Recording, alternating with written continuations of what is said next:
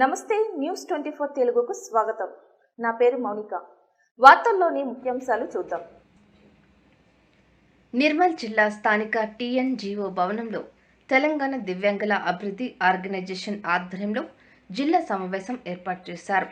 రాష్ట్ర అధ్యక్షుడు సట్టి సాయన్న మాట్లాడుతూ రాష్ట్రంలో మీ సేవ ద్వారా స్లాట్ బుకింగ్ జరుగుతుందని, అర్హులైన దివ్యాంగులకు అన్యాయం జరుగుతుంది కాబట్టి స్లాట్ బుకింగ్ విధానాన్ని పూర్తిగా రద్దు చేసి డిఆర్డీఏ అధికారులు మరియు హాస్పిటల్ డాక్టర్ ప్రతి 3 నెలలకు ఒకసారి రివ్యూ మీటింగ్ ఏర్పాటు చేయాలని కోరారు.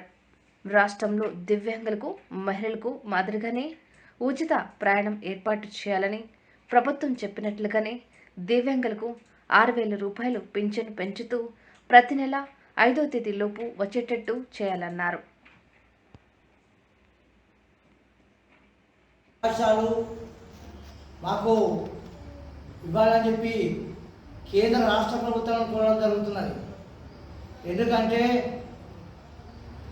మాకు రోజు రోజుకు ఆర్థికంగా, మానసికంగా వయసు పెరిగిన కొద్దీ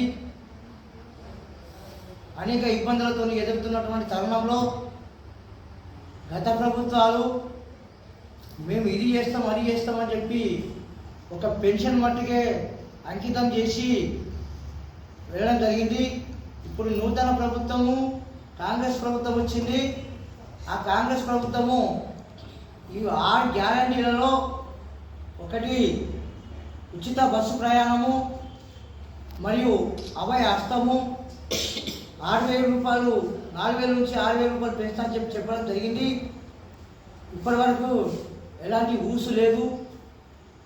దయచేసి మా దివ్యాంగుల పట్ల రాష్ట్ర ప్రభుత్వం శుద్ధశుద్ధితో మాకున్నటువంటి హక్కులు, అవకాశాలు మాకు కల్పించాలని చెప్పి కోరుతున్నాము.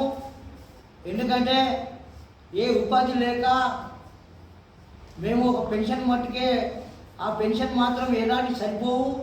మాకు ఒక ఉపాధి కల్పించి దానికి ఒక ఆర్థిక సహాయము అందజేయాలని కోరుతున్నాము.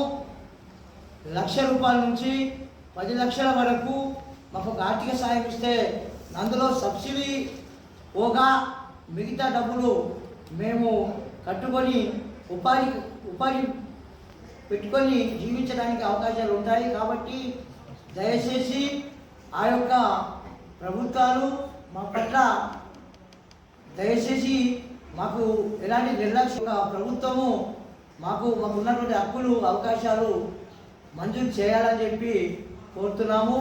ఇప్పుడు మాకు ఇచ్చేటువంటి ఉచిత మోటార్ వాహనాలు ఏదైతే ఉన్నాయో అవి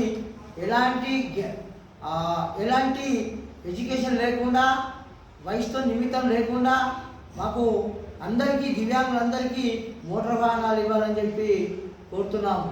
ఏదైతే దానిపైన పకడ్బందీగా ఇచ్చేది ఏదైతే ఉందో దాన్ని ఏది చెడిపోయినా కానీ ప్రభుత్వమే బాధ్యత తీసుకొని రిపేర్ చేయించి ఇవ్వాలని చెప్పి కోరడం జరుగుతున్నది.